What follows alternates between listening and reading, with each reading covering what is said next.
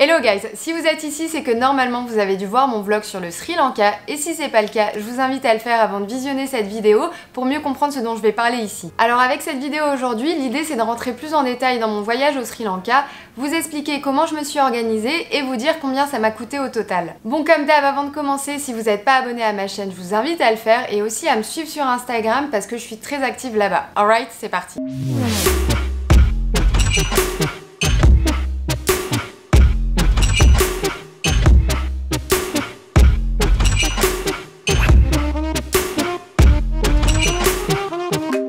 Bon, déjà, pourquoi j'ai choisi le Sri Lanka? Alors, si vous me suivez depuis quelques temps, vous savez qu'il y a quelques mois, j'ai fait une vidéo pour vous expliquer un peu comment fonctionnait la monétisation sur YouTube et je vous ai révélé combien j'avais gagné depuis le lancement de ma chaîne. Le montant, il s'élevait à 1325 $ et avec cet argent, je me suis dit que j'allais me faire un petit kiff. Et si vous me suivez aussi depuis un moment, vous savez que j'adore voyager, donc avec cet argent, j'ai décidé de m'offrir un voyage. J'avais 10 jours de vacances en février et sachant que je vis à Dubaï, je voulais une destination pas trop loin, qui me coûte pas trop cher. Donc bon, avec 1325 $, c'est clair que j'allais pas aller aux Maldives ou aux Seychelles, fallait que je trouve voilà, un truc pas trop cher et pas trop loin de Dubaï. Et à Dubaï, j'avais beaucoup entendu parler du Sri Lanka parce que c'est pas très loin d'ici, c'est seulement à 4h30 de vol, donc c'est vraiment hyper populaire chez les habitants de Dubaï, mais c'est aussi hyper populaire chez les backpackers parce que c'est une destination petit budget, et du coup je me suis dit qu'avec mes 1325 $, ça allait être parfait. Donc j'ai pris mon billet d'avion avec la compagnie Emirates, le prix il était de 250 €, mais j'avais des miles à utiliser, du coup j'ai eu une petite réduction et au final ça m'a coûté 200 €. Et à ça, fallait ajouter le prix du visa qui était de 40 $. Ça, vous le payez à votre arrivée à l'aéroport au Sri Lanka. Et aussi, j'ai pas eu de vaccin en particulier à faire. Alors, faut savoir que moi, quand je voyage, j'aime bien être un peu freestyle. C'est rare que je fasse beaucoup de recherches sur le pays que je vais visiter. Pourquoi? Tout simplement parce que si je fais trop de recherches, je regarde trop de photos, etc., ben j'ai peur d'avoir trop d'attentes et du coup j'ai peur d'être déçue. Donc la première chose que je fais quand je veux visiter un pays, c'est d'abord de demander à mon entourage, à mes amis. J'avais pas mal de potes ici qui avaient visité le Sri Lanka et des potes aussi en France, et du coup j'ai pu récupérer pas mal d'infos comme ça. Et mine de rien, le Sri Lanka c'est quand même grand et il y a pas mal d'endroits à visiter. Donc j'avais que 10 jours de vacances et il fallait que je fasse un choix entre tous les endroits dont on m'a parlé. Au final, j'ai choisi de faire la région centrale du Sri Lanka et le sud parce que c'était la bonne saison. J'y suis partie au mois de février et du coup c'était pile poil la bonne saison. J'ai pas eu un seul jour de mauvais temps. Et quand j'ai fait mes recherches, il y a aussi beaucoup de personnes qui m'ont dit qu'au Sri Lanka c'était possible d'avoir un driver pendant tout son séjour. Parce que pour rejoindre les différentes villes, le meilleur moyen de transport et le plus rapide c'est la voiture. Et là j'ai un de mes très bons amis à Dubaï qui m'a recommandé Saminda, donc le driver que vous avez vu dans mon vlog. Et franchement, le fait d'avoir un driver pendant mon séjour, ça a vraiment tout changé. Déjà, le fait de pas devoir me soucier de mes bagages, de pas avoir à prendre de transport en commun, franchement, ça m'a fait gagner beaucoup de temps et ça m'a évité beaucoup de mal de crâne. Et donc, quand vous prenez un driver au Sri Lanka, vous le payez à la journée. Alors moi, ça m'a coûté 40 $ par jour, essence et hébergement compris. Et en fait, le driver, il est vraiment à votre disposition. Vous lui dites où vous voulez aller, il vous attend quand vous faites vos activités, quand vous mangez. Et le soir, les hôtels proposent parfois des hébergements gratuits pour les drivers. Et si c'est pas le cas, votre driver trouvera un hébergement à proximité de votre hôtel. Moi perso, Saminda, c'était beaucoup plus que mon driver, c'était aussi mon guide. Grâce à lui, j'ai appris plein de choses sur le Sri Lanka. J'ai pu faire des endroits qui étaient pas très touristiques. Il me négociait les prix pour les activités, il me prenait en photo, il me filmait aussi parfois. Donc bref, au final, c'était plus mon compagnon de voyage que mon driver. Et grâce à ça aussi, je me sentais vraiment en sécurité, même si le Sri Lanka c'est très safe, etc., même si vous êtes une femme et que vous voyagez seule, voilà, le fait d'être avec un local qui parle la langue, etc., je me sentais plus rassurée. Le fait aussi que j'avais tout mon matériel caméra, mon MacBook Pro, etc., bah voilà, le fait d'être avec lui, d'avoir la voiture, je savais que je risquais rien. Donc pour mon itinéraire, j'ai choisi 6 endroits et je voulais vraiment que chaque endroit soit vraiment différent. Alors j'ai commencé mon voyage à Kandy. Kandy, c'est la deuxième ville au Sri Lanka après Colombo et ça se trouve à peu près à 4 heures en voiture depuis Colombo. La ville de Kandy en elle-même, c'est vraiment superbe et le temple que j'ai préféré, c'est le temple Neligala. Alors ce temple, il se trouve en haut d'une colline et la particularité, c'est qu'il est surtout fréquenté par des locaux.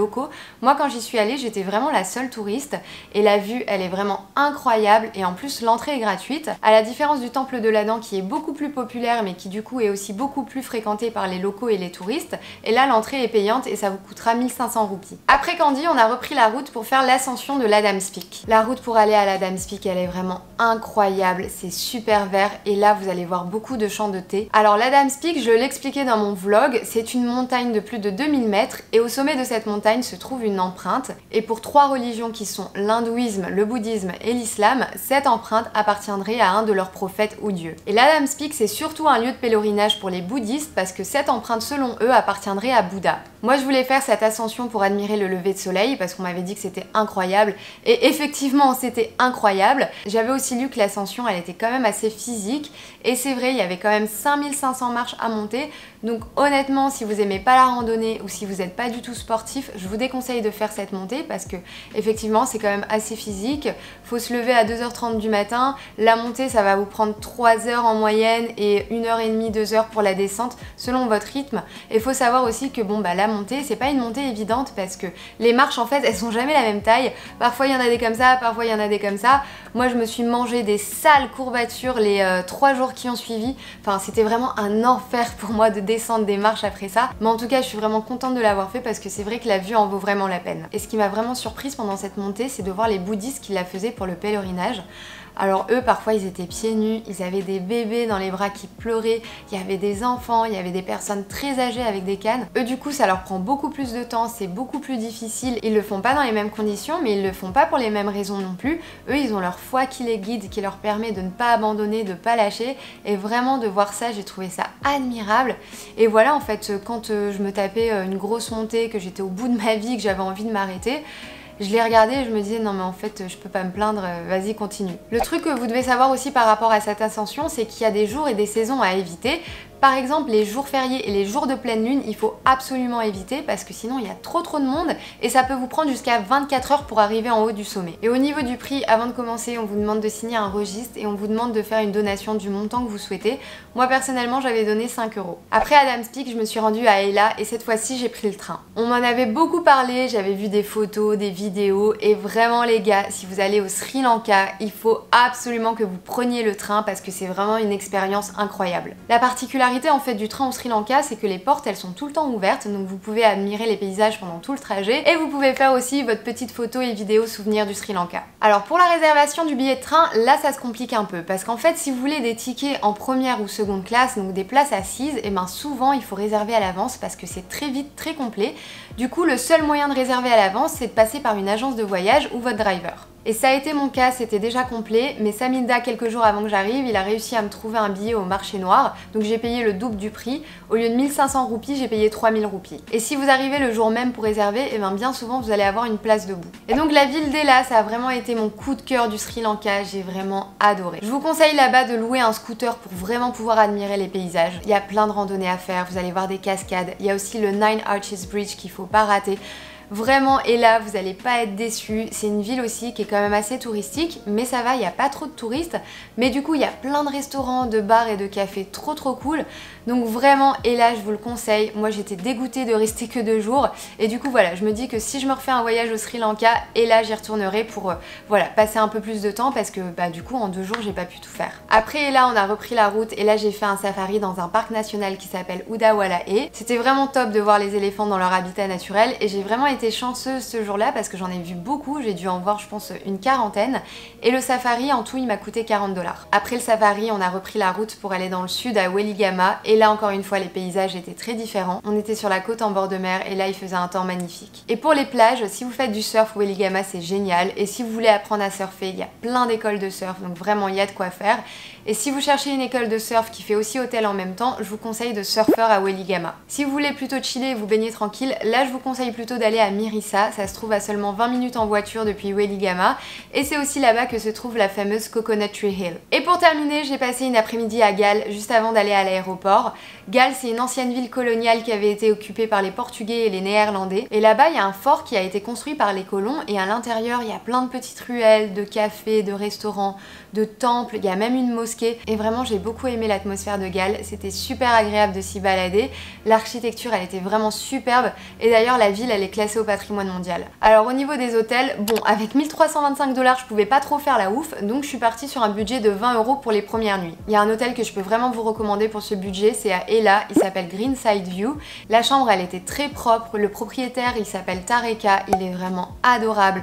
Le meilleur petit déjeuner que j'ai mangé c'est chez lui donc vraiment si vous cherchez un hôtel à Ayla et que vous avez un petit budget, je vous conseille cet hôtel. Et à Weligama, je me suis fait un petit kiff, j'ai vu qu'il me restait un peu de budget à la fin de mes vacances, du coup je me suis upgradée.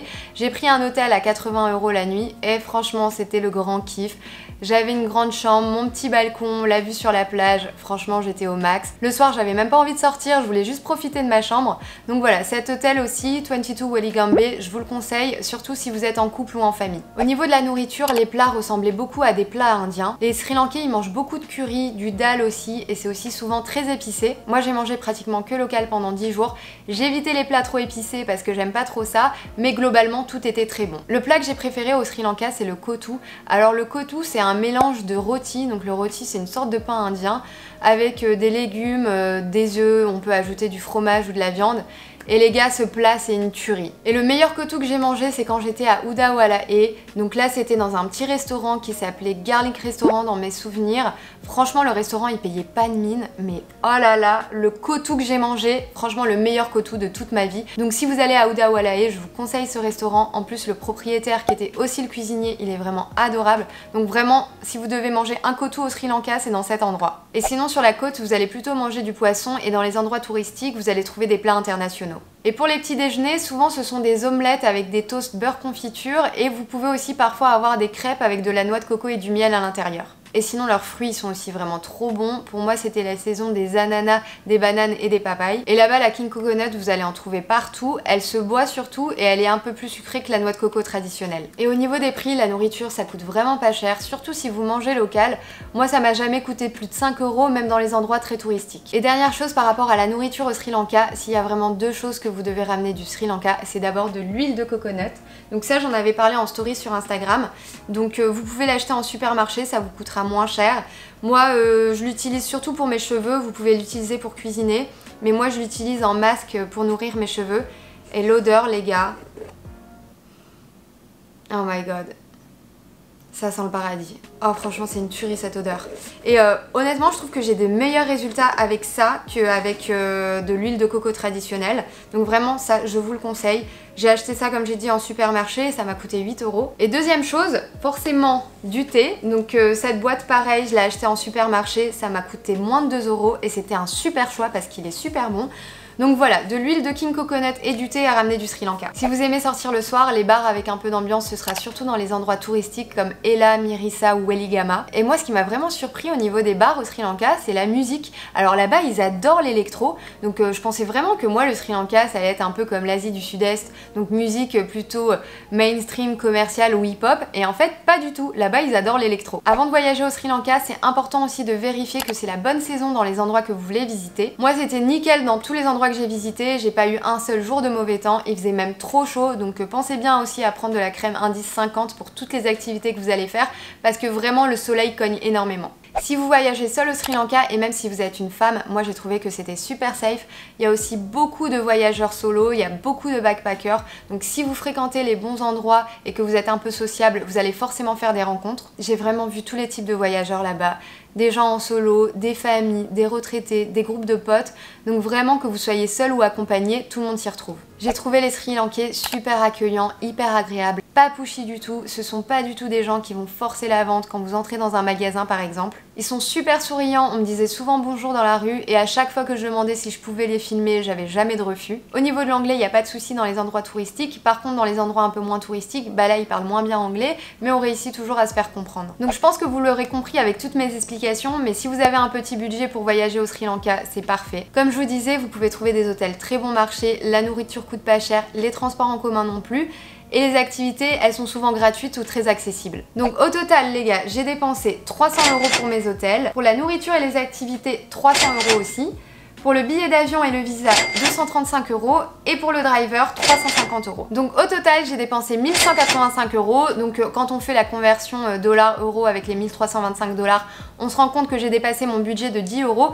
Mais bon, c'est pas grand chose. J'ai vraiment bien respecté mon budget. Je me suis alors pas du tout privée pendant ces vacances. Vraiment pas. Maintenant, c'est vrai que moi, voilà, mon billet d'avion m'a coûté que 200 €. Je sais que si vous venez d'ailleurs en Europe, ça risque de vous coûter plus cher.